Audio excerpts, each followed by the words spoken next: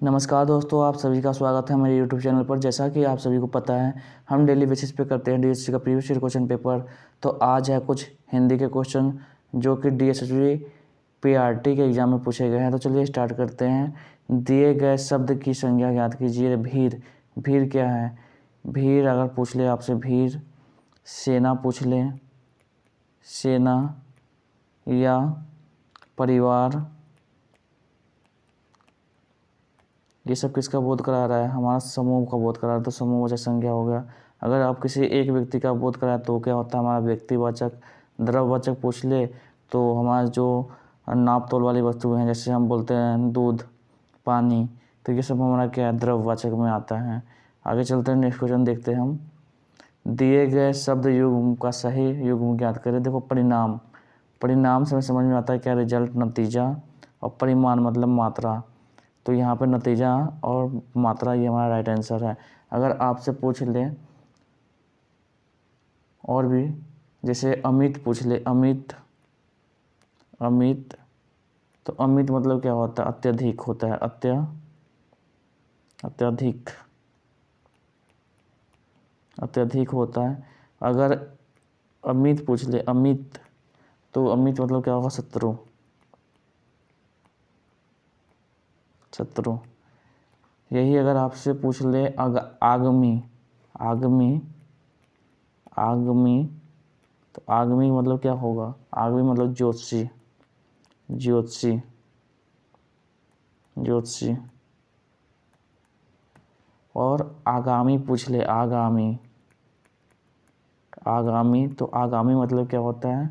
आने वाला, जो भी आने वाला है, आने वाला।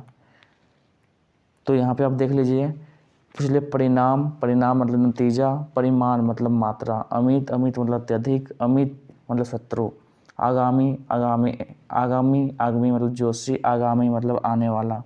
आगे चलते हैं, नेक्स्ट क्वेश्चन देखते हैं। छत पर, इसमें अव्यय ज्ञात करना है कि कौन सा अव्यय है। छत पर पक्षी बैठे हैं, छत पर पक्षी बैठे हैं मतलब छत पर कहाँ पर बैठे हैं? छत पर बैठे हैं। जैसे अव्यय, अगर हम अव्यय की बात करें तो अव्यय हमारा 4 होता है। कौन कौन सा होता है? एक होता है हमारा क्रिया विशेषण, संबंध बोधक, समुच्चय बोधक, विस्मयादि बोधक। तो ये 4 प्रकार है अव्यय के। तो जो हमारा संबंध बोधक होता है, संबंध बोधक में क्या होता है? हम किसी से संबंध का बोध हो, संबंध का बोध। जैसे हम बोलते हैं क्या कि भूख के मारे, पूछ ले आपसे, भूख के मारे, ये संबंध का बोध करा रहा है। या आपसे पूछ ले भूख के मारे पूजा से पहले, पूजा से पहले पुत्रों समेत, पुत्रों समेत सहेलियों सहित, ऐसे और भी कुछ संबंध का बोध हो तो क्या होगा? वहाँ संबंध बोधक होता है, संबंध बोधक अव्यय। क्रिया विशेषण, क्रिया विशेषण में क्या होता है कि अगर जो क्रिया का विशेषता बताता है, जैसे हम बोलते हैं ना कि वो बहुत तेज़ दौड़ता है, तो तेज़ किसका विशेषता बता रहा है? दौड़ना का विशेषता बता रहा है, तो वो हमारा वो क्या हो जाएगा? क्रिया विशेषण हो जाएगा। विस्मयादि बोधक, विस्मयादि बोधक में क्या होता है? जो अगर किसी से दुख तकलीफ, जिस वर्ड से दुख तकलीफ भय का बोध हो, जैसे हम बोलते हैं ना ओह या काश, ये क्या है? विस्मयादि बोधक है। ओह, ये भी विस्मयादि बोधक है। वाह, शाबाश, ये सब हमारा विस्मयादि बोधक है। समुच्चय बोधक क्या होता है? समुच्चय बोधक जो 2 शब्दों या वाक्यों को जोड़ता है उसे समुच्चय बोधक बोलते हैं। जैसे और, या, इसलिए, तो ये हमारा क्या होगा? समुच्चय बोधक हो गया। तो छत पर पक्षी बैठे हैं, तो छत पर बैठे हैं तो हमें इसमें क्या हो रहा है? संबंध का बोध हो रहा है। कहाँ पर बैठे हैं? छत पर बैठे हैं, तो छत पर पक्षी बैठे हैं, तो ये हमारा क्या हो गया? हमारा संबंध बोधक हमारा राइट आंसर है। आगे चलते हैं, नेक्स्ट क्वेश्चन देखते हैं हम। निम्नलिखित वाक्यों में से संयुक्त वाक्य ज्ञात कीजिए। देखो, इसका ट्रिक मैं पहले ही बता चुका हूँ कि संयुक्त वाक्य, जो वाक्य होते हैं वाक्य का, इसमें आपसे 3 प्रकार के वाक्य पूछे जाते हैं। एक होता है हमारा सरल वाक्य, संयुक्त वाक्य, और एक होता है सरल, संयुक्त, और तीसरा होता है मिश्र वाक्य। कभी आपसे सरल पूछ लिया जाता है, कभी संयुक्त पूछ लिया जाता है, तो कभी मिश्र पूछ लिया जाता है। आप इसे याद रखेंगे, जो सीधा वाक्य होता है वो हमारा सरल होता है। और संयुक्त की बात करें तो संयुक्त के लिए मैंने आपको ट्रिक लिखवाया था, फिर से लिखवा देता हूँ कि संयुक्त वाक्य अगर कहीं रहे,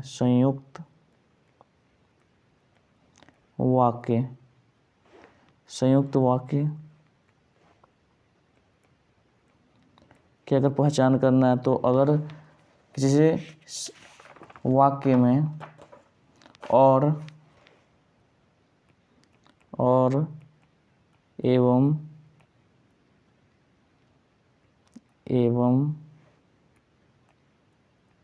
एवं तथा या अथवा इसलिए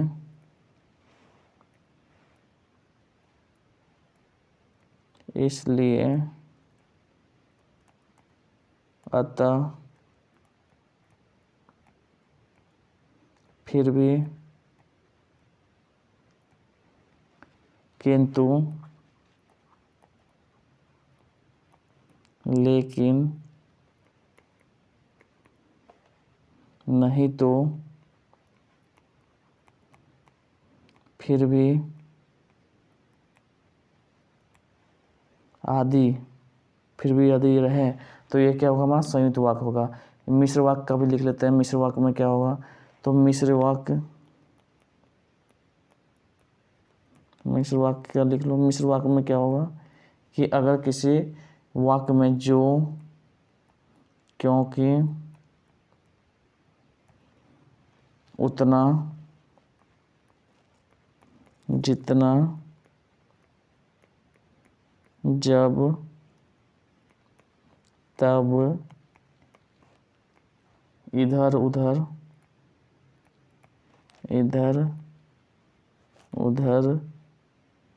जहाँ वहाँ, यद्यपि, क्योंकि ये इधर उधर हो गया, यद्यपि, तथापि, आए, तो ये सब क्या होता है, हमारा मिश्र वाक्य कहलाता है। तो एक बार हम फिर से देख लेते हैं। चलो आते हैं वाक्य को देखते हैं कौन सा वाक्य है। पहले देखो, इसमें लिखा है कि जब मुझे ऑफिस जाना था तब तेज वर्षा हो रहे थे। जब हमें ऑफिस जाना था तब तेज वर्षा हो रही थी। तो जब और तब किस में है, यहाँ पे हम देखते हैं जब और तब संयुक्त में है नहीं, तो जब और तब यहाँ पर देखो, जब तब किस में है, हमारा मिश्र वाक्य में यहाँ पे दिख रहा है जब तब। तो मतलब ये क्या, हमारा पहला जो हो गया मिश्र वाक्य हो गया। पूछा गया हमसे संयुक्त वाक्य पूछा गया है, तेज वर्षा हो रही थी इसलिए मैं आज ऑफिस नहीं गया। इसलिए किस में है, तो इसलिए में हम देखते हैं, इसलिए यहाँ पे है, तो इसलिए हमारा क्या होगा, संयुक्त वाक्य हो गया ये वाला। तो इसलिए हमारा ये क्या है, राइट आंसर है। ऐसे ही सब में देख लेंगे।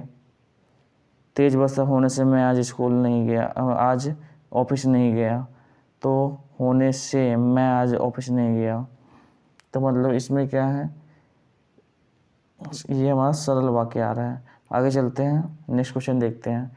निम्नलिखित वाक्यों में से मिश्र वाक्य की पहचान कीजिए। देखो, मुझे देखा और चोर भाग गया, और वाला हमारा कौन सा संयुक्त वाक्य में है। मुझे देखकर चोर भाग गए, मुझे देखते ही चोर भाग गया।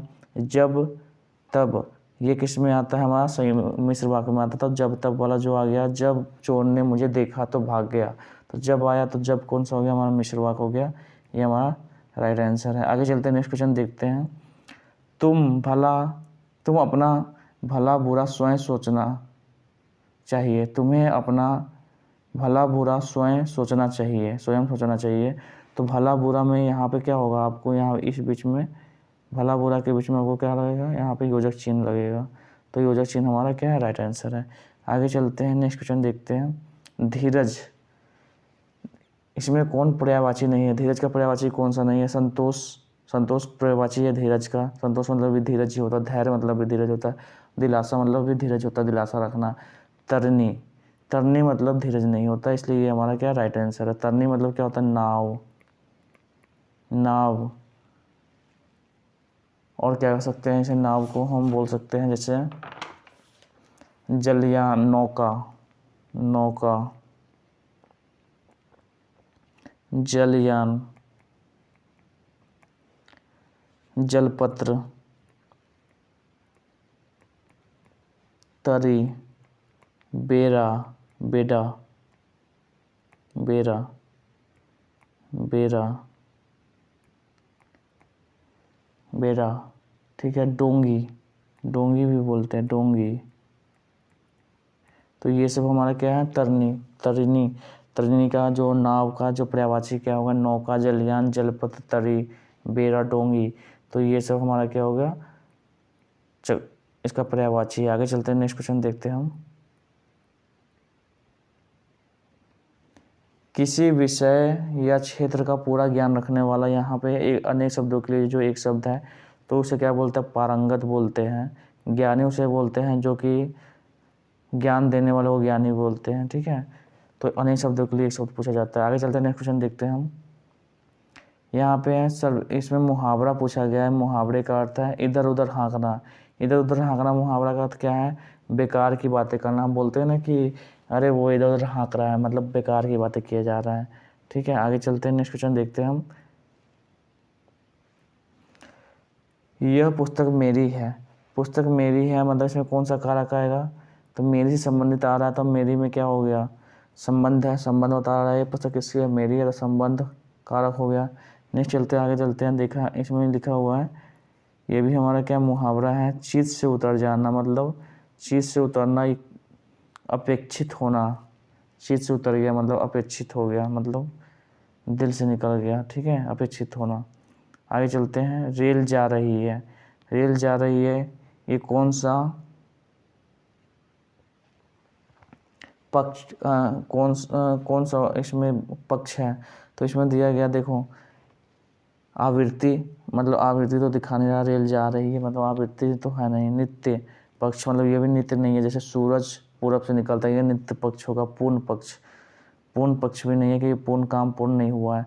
सातत्य बोधक, सातत्य बोधक इसलिए हम कह सकते हैं क्योंकि ये क्या, निरंतर जारी रहना। सातत्य मतलब क्या होता है, सतत मतलब निरंतर जारी रहना, निरंतर जारी रहना, ठीक है। तो ट्रेन जा रही है मतलब अभी ये क्या जारी है, ट्रेन जा रही है मतलब निरंतर अभी जारी है जाने की प्रक्रिया, इसलिए ये होगा सातत्य बोधक। आगे चलते हैं, नेक्स्ट क्वेश्चन देखते हैं हम। दिए गए शब्द का विलोम ज्ञात करें। विलोम इसमें दिखा क्षणिक, क्षणिक का विलोम क्या होता है, शाश्वत। अनित्य का विलोम क्या होगा, नित्य, ठीक है। आगे चलते हैं, नेक्स्ट क्वेश्चन देखते हैं हम। यहाँ पे दिया है संचय। संचय का संधि विच्छेद इसमें क्या गया है, संचय का संधि विच्छेद क्या होगा, सम जोड़ चय, संचय। अगर आपसे पूछ ले संस्कृत, संस्कृत का संधि विच्छेद क्या होता है, सम जोड़ कृत, सम जोड़ कृत। अगर पूछ ले आपसे संकल्प, संकल्प का संधि विच्छेद क्या होगा, सम जोड़ कल्प, सम जोड़ कल्प। अगर आपसे पूछ ले संगम, संगम का संधि विच्छेद क्या होगा, तो सम जोड़ गम, सम जोड़ गम। पूछ ले आपसे संचय, संचय तो है ही, संजीवन, संजीवन, तो सम जोड़ जीवन, या संधि विच्छेद होगा सम जोड़ जीवन, ठीक है। आगे चलते हैं, नेक्स्ट क्वेश्चन देखते हैं हम। पूछ ले संस्कृत का था तो सम जोड़ कृत, संकल्प का सम जोड़ कल्प, संगम का सम जोड़ गम, संजीवन का सम जोड़ जीवन, संजीवन। आगे चलते हैं, देखिए इसमें है विराम चिन्ह के बारे में, इसमें देखना है कि विराम चिन्ह कहाँ लगेगा। तो अनिल आया, अनिल घर आया, थोड़ी देर रुका और चला गया। देखो अनिल घर आया, घर आया इसी के पास यहाँ पे कॉमा लगेगा, थोड़ी देर रुका और घर और चला गया। तो यहाँ पे क्या होगा, कॉमा कहाँ पे लगा, यहाँ पे लगेगा, तो इसमें क्या लगेगा, ये वाला कॉमा सही होगा हमारा। आगे चलते हैं, नेक्स्ट क्वेश्चन देखते हैं हम। कंप्रीहेंशन आ गया। कंप्रीहेंशन मतलब आपको ये क्या है, गद्यांश पूरा पढ़ना है और गद्यांश को पढ़ के उत्तर देना है। देख लिए एक बार पढ़ लेते हैं, चलिए आइए। जल के बिना जीवन संभव नहीं है। जल प्रकृति द्वारा मानव को दिया गया एक अनमोल तोहफा है जिसका मूल्य लगाना बहुत कठिन है। जल के बिना जीवन का कोई महत्व नहीं है। पहले आप क्या करेंगे, क्वेश्चन पढ़ लेंगे तब इसको पढ़ेंगे तो ज़्यादा अच्छा रहेगा। जल के बिना तो जीवन का कोई महत्व नहीं है, न ही कोई अस्तित्व है, फिर चाहे वो जीवन पशुओं का हो या मनुष्यों का। किंतु आधुनिक युग में आदमी की लापरवाही ने धरती पर जल की कमी जैसी समस्या को उत्पन्न कर दिया है, जिसके भयंकर परिणाम स्वरूप आज कई इलाकों सूखाग्रस्त है और पीने योग्य पानी के लिए तरस रहे हैं। पृथ्वी का 3/4 भाग जल से घिरा हुआ है। इस 3/4 भाग का 97% जल नमकीन है, जो मनुष्य द्वारा प्रयोग करने लायक नहीं है। सिर्फ 3% जल ही उपयोग करने लायक है, जो विश्वव्यापी समस्या है। यह विश्वव्यापी समस्या है, इसलिए पूरे विश्व के लोगों को मिलजुल कर इसमें सहयोग करना होगा, तभी इस अमूल्य संपदा को बचाया जा सकता है। जल संरक्षण का साधारण अर्थ है कि किसी भी भांति जल को बचाना। जल के लगातार बर्बादी की वजह से ज़मीन में जल का स्तर गिरता जा रहा है। अब लोगों को कुएं में पानी नहीं मिलता है। जल संरक्षण का मुख्य उपाय बारिश के जल को स्टोर करना व पानी का दुरुपयोग रोकना। हमारे कुछ छोटे प्रयास जल संरक्षण में उपयोगी साबित हो सकते हैं। कृषि कार्यों में सिंचाई के लिए बूंद बूंद वाली सिंचाई करना उपयोगी है। बूंद बूंद सिंचाई से पानी की कम बर्बादी होती है। जल संरक्षण को सफल बनाने का सबसे कारगर उपाय सामाजिक जागरूकता है। तो जल संरक्षण की इसमें ज़्यादा बात की जा रही है। जल संरक्षण देखो इसमें। तो आगे चलते हैं, नेक्स्ट क्वेश्चन देखते हैं हम। किस युग में धरती पर जल की कमी जैसी समस्या हो रही है? तो आधुनिक, इसमें बात की गई आधुनिक युग में। देखो यहाँ पर लिखा है आधुनिक युग। आधुनिक युग में जल की समस्या से जूझना पड़ रहा है। तो आधुनिक युग कौन सा हो गया? माध्यमिक युग है ना, प्राचीन युग नहीं, प्रारंभिक नहीं है, आधुनिक युग। आगे चलते हैं, नेक्स्ट क्वेश्चन देखते हैं हम। जल के बिना जीवन कैसा है? जल के बिना हमारा सरल है, गलत, संभव है, साधारण है, असंभव है। आगे चलते हैं, नेक्स्ट क्वेश्चन देखते हैं हम। उपयुक्त गद्यांश के लिए पानी का दुरुपयोग, भाई दुरुपयोग तो होगा नहीं। जल मूल्यवान तोहफा, जल के बिना जीवन संभव, ये भी नहीं होगा। जल संरक्षण की बात इसमें ज़्यादा की जा रही है। देखो जल संरक्षण, तो जल संरक्षण हमारा क्या राइट आंसर है।